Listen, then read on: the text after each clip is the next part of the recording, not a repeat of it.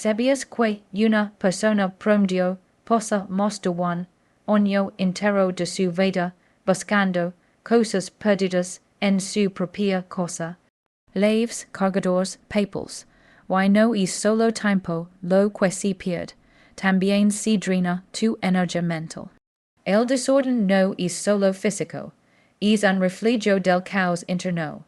En Japón, donde la simplicidad es una forma de arte, se entiende que ordenar la cosa es ordenar la mente. Hoy te voy a enseñar 12 hábitos japoneses que puedes aplicar en solo 12 minutos al día para transformar tu espacio y tu bienestar. El método japonés Kaizen, que literalmente significa cambio para mejorar, es una filosofía que enseña que los grandes logros se construyen con pasos pequeños, constantes y conscientes. En Japón, no se busca la perfección inmediata ni la transformación radical de un día para otro. Se busca el progreso, la constancia, la armonía. Y cuando hablamos de ordenar nuestra casa, y con ello, nuestra mente, este principio se convierte en una herramienta profundamente transformadora. Cuando uno vive rodeado de cosas, de objetos que ya no utiliza o que simplemente están fuera del lugar, no solo hay desorden físico, hay también ruido mental. Cada cosa fuera del lugar envía un mensaje a tu cerebro. Aquí falta algo. Esto está pendiente. Sin dar cuenta, es cúmulo de mensajes activa tu sistema de alerta interno, generando micro dosis de estrés. Y aunque no lo notes, es desorden constante va robando energía. Te levantas cansado, sin saber por qué. Intentas concentrar y no puedes, llegas a casa buscando descanso, pero algo en el ambiente te inquieta. Eso es el caos visual y emocional del desorden actuando en silencio. Por eso los japoneses enseñan a empezar por lo pequeño. No porque sea más fácil, sino porque es más profundo. Cuando comienzas por una pequeña acción, activas una parte de tu cerebro llamada el circuito de recompensa. Cada vez que cumples una tarea, por mínima que sea, el cerebro libera dopamina, la molécula de la motivación. Esa sensación de logro refuerza tu deseo de continuar. En cambio, cuando te propones algo demasiado grande, como voy a limpiar toda la casa hoy, lo que se activa es la ansiedad. El cerebro percibe el objetivo como imposible y, antes de empezar, ya te sabotea. Empieza por lo pequeño, yo es entender que el orden externo empieza por una decisión interna. Decidir actuar sin importar lo pequeño que sea el paso. Por eso el protocolo es simple pero poderoso. Cada día escoge una sola zona, un cajón, una repisa, una esquina del escritorio. Pon un temporizador de 2 minutos, no más. En esos 2 minutos, tu única misión es observar, tocar y decidir. Esto me sirve, me gusta, lo necesito, o simplemente ocupa espacio y me roba cama. En Japón, los monjes budistas practican rituales de limpieza, no para tener templos relucientes, sino para cultivar la presencia. La limpieza se convierte en meditación activa. Cada objeto que se guarda o se suelta representa una elección consciente. En casa puedes hacer lo mismo. No limpies en automático, no tiras cosas sin mirar, detente. Toca cada objeto y pregúntate qué historia cuenta. Si te conecta con algo bueno, guárdalo con gratitud. Si no, agradecelo y déjalo ir. Esa pequeña práctica te entrena en una habilidad esencial, discernir. Y quien aprende a discernir lo que necesita de lo que no, se vuelve más libre. La belleza del método Kaizen aplicado al orden está en su efecto acumulativo. 2 minutos parecen insignificantes, pero si lo haces todos los días, en una semana habrás liberado 7 espacios. En un mes 30, en 3 meses tu entorno y tu mente habrán cambiado. Es un proceso que transforma sin forzar. lo que el principio es unitaria si convierte en una costumbre, lo que era caos si vuelve claridad. Además, cuando trabajas en espacios pequeños, puedes practicar la atención plena, observas los colores, las texturas, el polvo, el olor. Te das cuenta de cómo tus manos ordenan mientras tu mente se aquieta.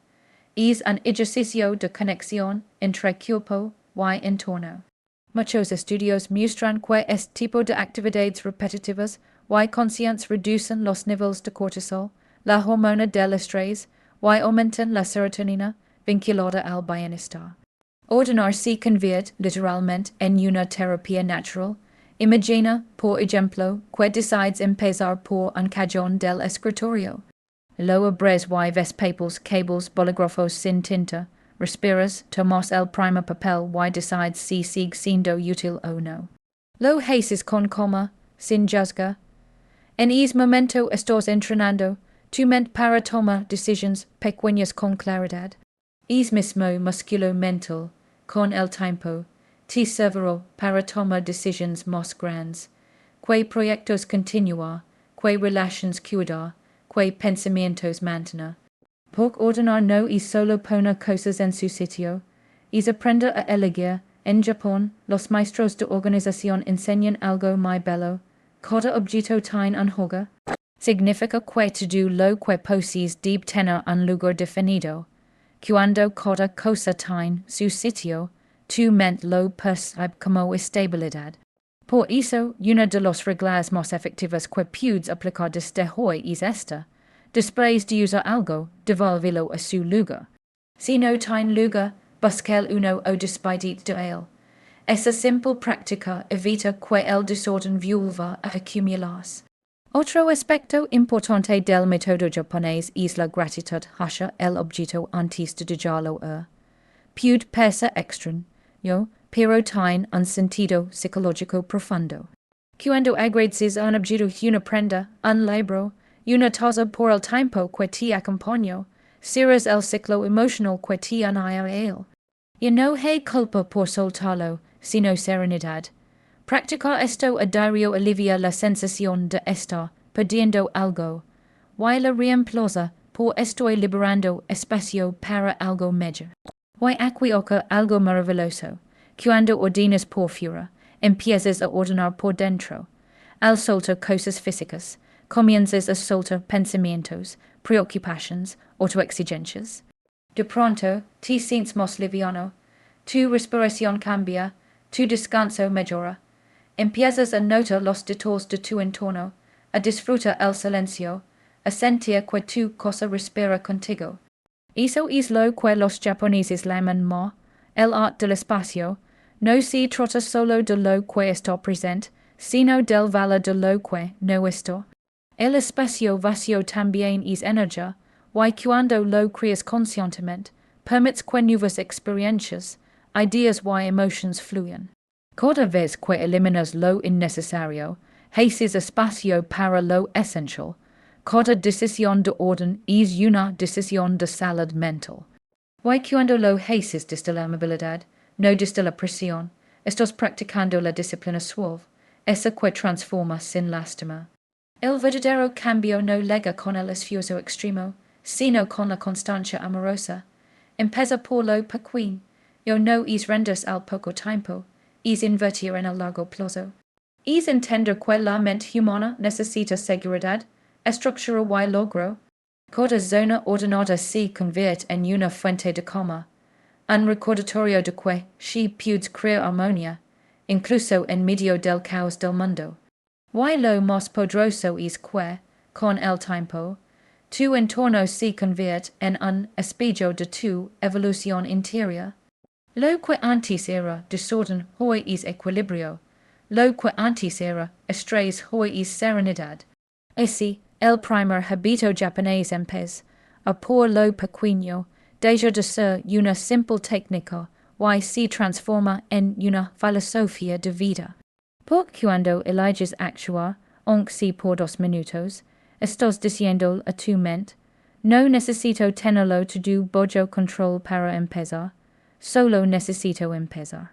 y en is instante el orden comienza, menos ismos, tres palabras que, aunque parecen simples, encierran una de las filosofías más profundas de la vida japonesa, el arte de vivir con lo esencial. En una cultura donde el espacio físico y emocional se valora como un tesoro, el minimalismo no es una moda, es una manera de existir. En Japón, el desorden no se combate acumulando sistemas de almacenamiento, ni comprando más cosas, se resuelve comprendiendo que la raíz del caos está en el exceso. El exceso de cosas, de estímulos, de obligaciones, el exceso que satura la mente y apaga la paz, el principio de asterisk denshari asterisk, palabra japonesa que combina tres ideas, rechazar, desprenderse. Y separas, enseña que liberas de lo que no necesitas es una forma de sana. No se trata solo de limpiar el armario o vaciar cajones, sino de hacer espacio dentro de ti.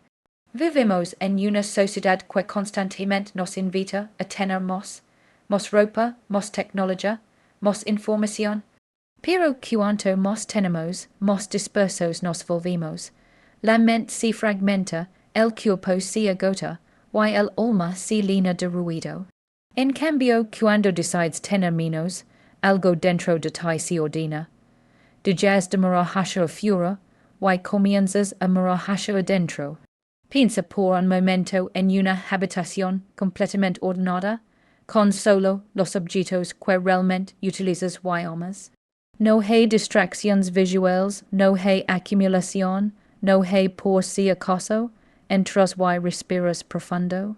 Sin coma, eso no es casualidad. El cerebro humano está diseñado para buscar patrones y claridad visual.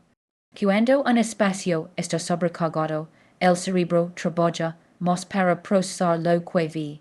Cuando el espacio está despejado, el cerebro descansa. Y cuando el entorno descansa, tú también lo haces. El asterisk danshari asterisk no es un método agresivo ni impulsivo. No se trata de tirar todo de golpe, ni de imponer una estética vacía. Es una práctica suave, consciente, basada en la gratitud. Cada objeto en tu casa tiene una historia, una energía. Algunos representan etapas, emotions, logros. Otros simplemente ya cumplieron su propósito. El desafío es distinguir cuál sigue aportando algo a tu vida y cuál solo ocupa espacio. Por eso, un hábito muy práctico y profundamente japonés consiste en aplicar la regla del equilibrio. Cada vez que entra algo nuevo, algo debe salir. Compras una prenda, suelta una prenda. Adquieres un libro, dona otro. Recibes un regalo, regala tú algo también. Este principio no solo evita el desorden físico, sino que educa tu mente para pensar antes de consumir. Te haces consciente de lo que posees y te libera del impulso de acumular. Cada intercambio se convierte en una oportunidad para agradecer y soltar. En Japón, esta práctica tiene también una dimensión espiritual. Se cree que los objetos acumulan en energía emocional. Si guardas cosas rotas, viejas o inútiles, mantienes contigo fragmentos del pasado que ya no necesitas. De manera simbólica, conservas heridas, recuerdos o culpas. Por eso, cuando limpian o reordenan, los japoneses lo hacen con respeto. Tocan cada objeto, lo observan, lo limpian, lo despiden. No hay rabia ni culpa en soltar, hay agradecimiento. Es como decir al objeto, gracias por acompañarme, pero ahora debo continuar. A nivel psicológico, este gesto tiene un poder enorme. Ayuda al cerebro a cerrar ciclos, algo esencial para la salud emocional. Cada vez que liberas algo que ya no usas, liberas también una pequeña carga mental. Tu energía vital, esa que estaba dispersa en cosas pendientes, en espacios llenos vulva empiezas a sentir más liviano, más enfocado. Dejas de vivir rodeado de algún día, y comienzas a habitar el aquí y ahora. El minimalismo japonés enseña que cuando tienes menos cosas, los valoras más. Un solo kyonko puede convertirse en un objeto hermoso si lo usas con atención, si lo limpias con cuidado, si agradeces lo que contiene. En cambio, cuando tienes demasiados objetos, ninguno tiene verdadero significado, pierdes la conexión con lo que te rodea. Por eso, reducir no es perder, es profundizar, es transformar la cantidad en calidad. Ahora bien, para practicar el danshari de manera efectiva, es importante hacerlo desde la calma, no desde la urgencia. Puedes empezar con algo más simple. Abre un armario y saca 10 objetos. Obsérvalos uno por uno.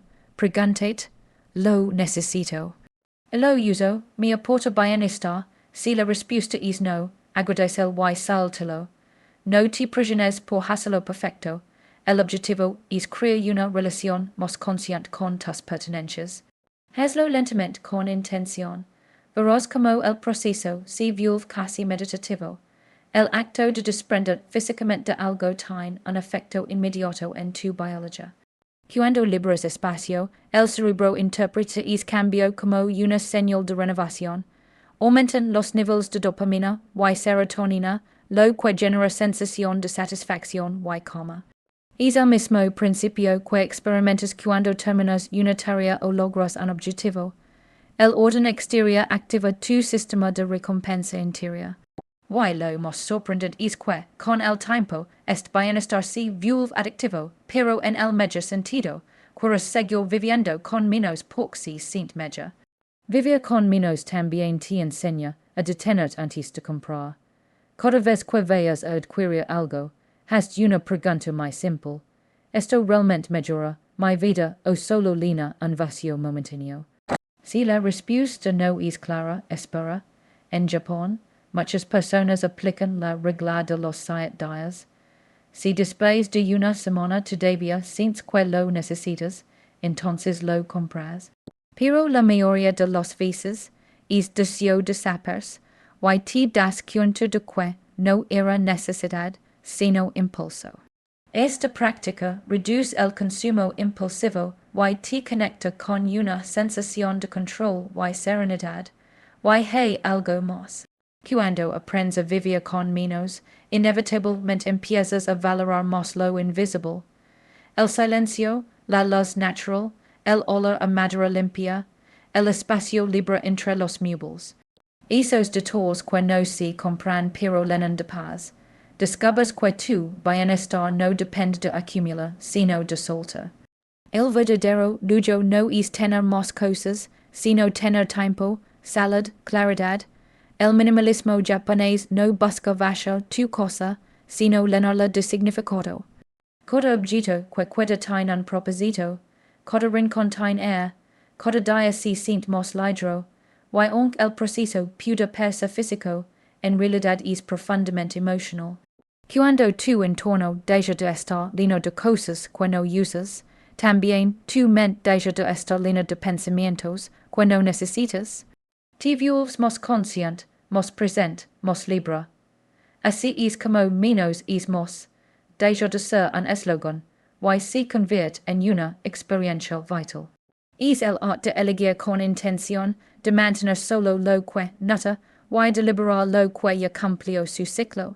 Es vivir con la certeza de que cada cosa que posees tiene sentido, y que cada cosa que sueltas te acerca un poco más a la paz.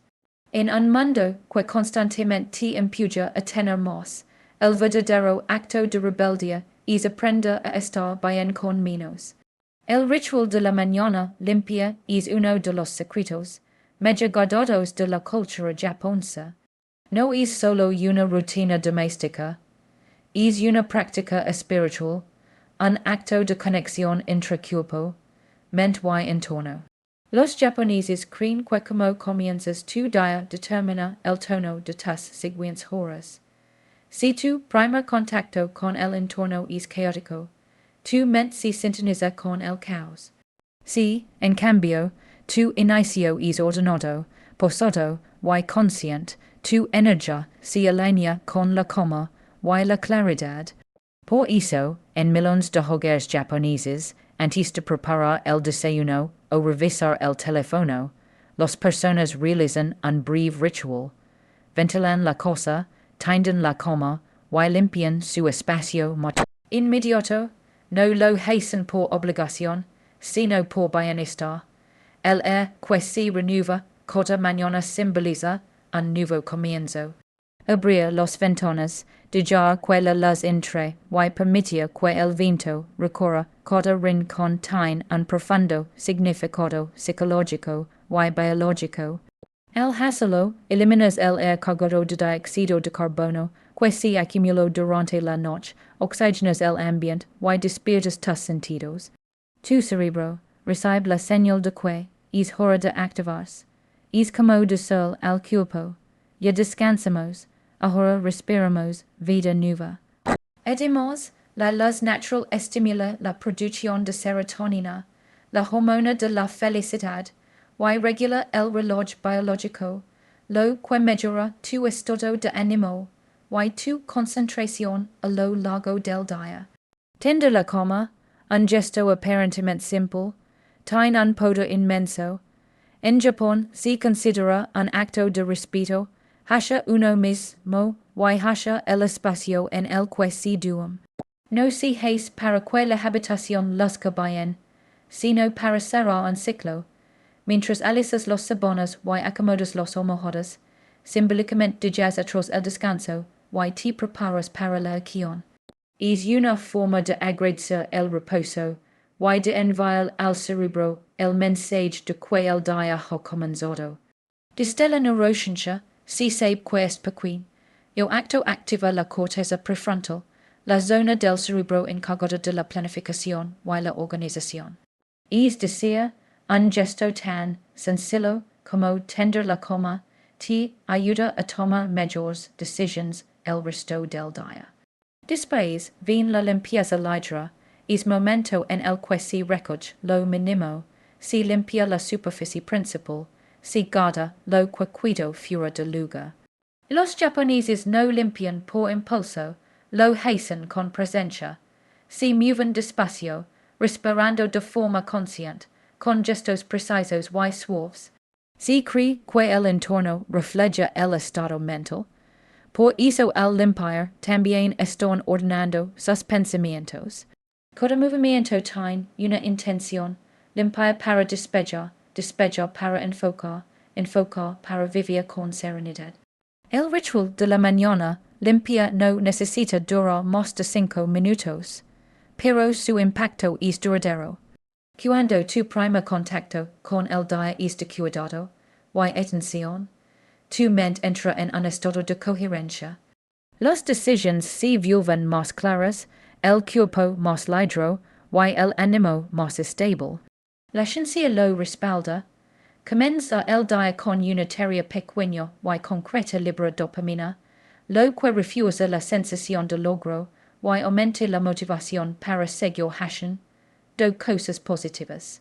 Por eso, quienes integran este hábito se sienten más productivos, más enfocados y, sobre todo, más tranquilos. En la filosofía japonesa, este acto de limpiar y ordenar por la mañana está conectado con el concepto de sauji que significa purificación. No es solo eliminar el polvo físico, sino también el simbólico, las emociones residuales del día anterior, los pensamientos que no suman, la pesadez que a veces queda tras una noche difícil. Cuando limpias con intención, limpias también tu mente. Por eso, en muchos templos y escuelas japonesas, la limpieza matutina es un ritual compartido. Todos participan, desde los maestros de los alumnos, y lo hacen en silencio, con gratitud. No se trata de una tarea servil, sino de una práctica espiritual que fortalece la disciplina y la humildad. En casa, puedes aplicar este principio de una manera sencilla. Al despertar, antes de revisar el teléfono o encender la televisión, dedica unos minutos a ti y a tu espacio. Abre la ventana, y deja que entre el air fresco, respira profundamente 3 veces, sin do como si renueva tu energía. Luego, tiende la cama con cuidado, no con prisa. Observa los texturas, el orden, la forma en que la luz que sobre los sabones. Finalmente, dedica 1 o 2 minutos a limpiar la superficie principal del cuarto, la mesa de noche, la comoda, el suelo. No necesitas hacerlo todo, solo enfócate en ese pequeño espacio donde tu mirada descansa al despertar. Esa área será tu ancla de calma para el resto del día. Este ritual, además, tiene un impacto directo en la regulación del sistema nervioso. Cuando realizas tareas repetitivas y ordenadas con atención plena, tu cuerpo activa el sistema parasimpático, responsable del descanso y la relajación. En ese estado, tu respiración se hace más profunda, tu ritmo cardíaco se estabiliza y el estrés disminuye. En cambio, si comienzas el día corriendo, mirando notifications o saltando de una preocupación a otra, activas el sistema simpático, el de la alerta, el del cortisol. Sin darte cuenta, entras al día en modo de supervivencia. El ritual de la mañana limpia te ayuda a entrar en modo de presencia. Muchos estudios en psicología ambiental confirman que las personas que inician su día en un entorno ordenado experimentan mayor sensación de control, optimismo y concentración. Esto no tiene que ver con el tamaño de la cosa, ni con los recursos materiales, sino con la calidad de la atención. Lo que cuenta es el acto consciente cuidar tu espacio, de poner tu energía en algo tangible que te devuelva calma. Por eso, en las familias japonesas, incluso los niños aprenden desde pequeños a limpiar su habitación o su escritorio antes de empezar las clases. No se les enseña como una obligación, sino como una forma de preparar la mente para aprender. Además, este hábito tiene un efecto en cadena. Cuando limpias tu entorno, influencias tu estado emocional, y ese estado influye en tu forma de relacionar con los demás. Empiezas el día menos reactivo, más centrado, con más capacidad de escucha. La calma exterior se traduce en calma interior, y la calma interior se refleja en tus acciones. Es un círculo virtuoso. Por otra parte, este ritual matutino tiene también un valor simbólico. Marca el inicio del día con una acción positiva. En lugar de comenzar con pensamientos de prisa o preocupación, comienzas con acción, con movimiento, con atención.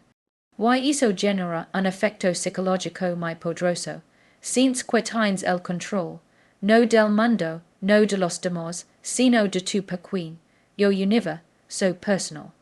Y cuando tienes el control de lo pequeño, también puedes afrontar lo grande con más serenidad. El ritual de la mañana limpia no es una técnica rígida, puede adaptarse a cada persona.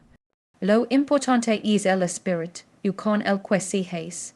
Puedes acompañarlo con música suave, con una oración, con un té que tomes al final. Puedes hacerlo solo o compartirlo con tu familia.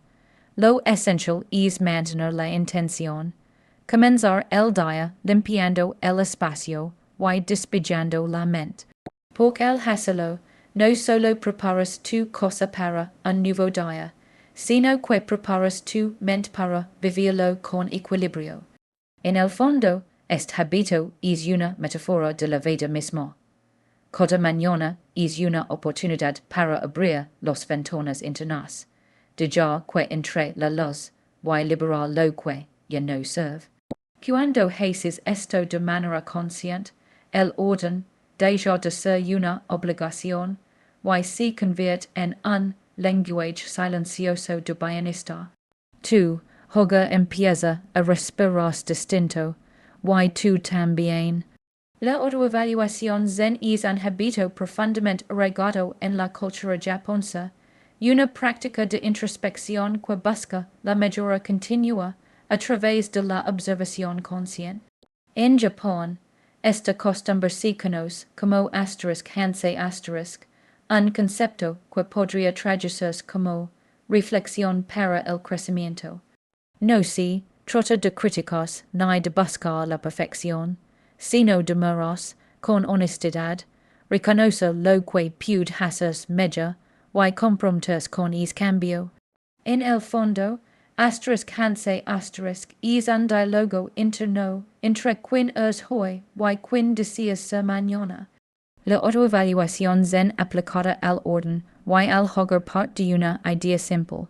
El desorden no es de un día para otro, es el resultado de pequeñas decisiones postergadas. Un cajón que no se cerró, una mesa que no se limpió, un objeto que se dejó sin guardar, cosa de tal cuenta. Pero, del mismo modo, el orden tampoco se construye de golpe. Nesta la conciencia diaria de es momento en el que haces una pausa y te preguntas, ¿qué rincón de mi casa o de mi vida puedo mejorar mañana? Esa pregunta, tan sencilla y tan poderosa, tiene el potencial de transformar no solo tu entorno físico, sino también tu mentalidad. La mente humana tiende a moverse entre dos polos, el exceso de exigencia y la falta de conciencia. O nos juzgamos duramente por no ser lo suficientemente organizados, o simplemente ignoramos lo que nos incomoda hasta que se vuelve insostenible. La filosofía japonesa propone un punto medio, la observación compasiva, observar sin culpar, reconocer sin castigar. Cuando haces esto, cambias tu relación con el orden. Ya no lo ves como una tarea pendiente, sino como una oportunidad de crecimiento. Imagina terminar el día con una breve pausa de reflexión, apagas las luces, respiras profundo y miras a tu alrededor. Observas si el lugar donde pasaste el día refleja calma o confusión. No lo juzgas, solo lo miras. Quizá notas un par de objetos fuera de lugar, un área que podría estar más despejada o un hábito que te gustaría ajustar. Esa observación ya es un acto de conciencia. No hace falta resolver lo todo en ese momento. Lo importante es verlo. Porque lo que se observa con atención empieza a cambiar. Esta práctica tiene una base neurológica fascinante. Cuando reflexionas sin crítica, tu cerebro activa la corteza prefrontal, la región asociada a la planificación y la autorregulación. Es decir, en lugar de entrar en modo defensa, culpa, frustración o ansiedad, entras en modo aprendizaje. Esta es la diferencia entre castigo y crecimiento. En Japón, se enseña desde la infancia que equivocarse no es el problema es no reflexionar. Por eso, después de cada actividad, muchos estudiantes y trabajadores hacen un breve asterisk, revisando que salió bien, que puede mejorarse y cómo hacerlo mañana un poco mejor. Cuando llevas este hábito a tu hogar, algo hermoso sucede. Empiezas a desarrollar una relación emocional con tu entorno. Tu cosa deja de ser un simple lugar donde habitas y se convierte en un espejo de tu bienestar interno. Cada noche antes de dormir, puedes preguntarte, ¿qué energía de yo hoy en mi hogar? Si la respuesta es paz, reconoces tu esfuerzo. Si es cansancio o desorden, tomas notas sin culpa, como un compromiso para mañana. Este pequeño acto de reflexión genera un cambio profundo, porque traslada tu atención de la cuella a la acción. El asterisk también enseña la importancia de los pequeños ajustes. No se trata de transformar todo en un día, sino de mejorar un 1% cada jornada. Si hoy observas que la mesa del comedor tiene papeles acumulados, mañana puedes dedicar 3 minutos a ordenarla. Si notas que dejas la ropa sobre una silla cada noche, puedes crear un pequeño ritual para guardarla antes de dormir. Son gestos mínimos pero con gran impacto. Lo importante es la continuidad, no la magnitud. En Japón, este tipo de microcambios se consideran similares de disciplina. Cada vez que cumples una acción consciente, refuerzas tu autoestima y tu sentido de control. La autoevaluación zen también ayuda a reducir la sobrecarga mental. Cuando no reflexionas, los pendientes se acumulan en la mente como nubes que ensombrecen tus pensamientos. Pero cuando haces una revisión diaria, aunque sea de un minuto, tu mente se libera. Es como bajar la bandeja de entrada de tu cerebro. Al observar tus hábitos con serenidad, estableces un orden mental que se refleja en tu descanso. Por eso, muchas personas que adoptan esta práctica duermen mejor. Su mente no se queda enganchada en la culpa de lo que no hicieron, sino en la gratitud de haber aprendido algo más. Este tipo de reflexión también fortalece el vínculo entre atención y gratitud. Al mirar tu casa con ojos conscientes, descubres detalles que antes pasaban desapercibidos. La textura del piso, la luz que entra por la ventana, el aroma de una planta. De pronto, lo cotidiano se vuelve valioso. Y es cambio de mirada tiene un efecto transformador. Dejas de enfocarte en lo que falta y empiezas a apreciar lo que ya está. La gratitud, a su vez, reduce el estrés y mejora la percepción de bienestar. Otra dimensión importante del asterisk, Hansei asterisk, es la humildad. En la cultura japonesa, reflexión no es una muestra de debilidad, sino de sabiduría. Significa reconocer que siempre hay espacio para crecer, que cada día ofrece una oportunidad de hacerlo un poco mejor. Cuando aplicas esto a tu vida cotidiana, aprendes a vivir con una mentalidad abierta y no temes equivocar, porque entiendes que cada error es una lección disfrazada. Esta actitud cambia completamente tu forma de vivir el orden. Ya no se trata de alcanzar una cosa perfecta, sino de construir una relación sana con tu entorno.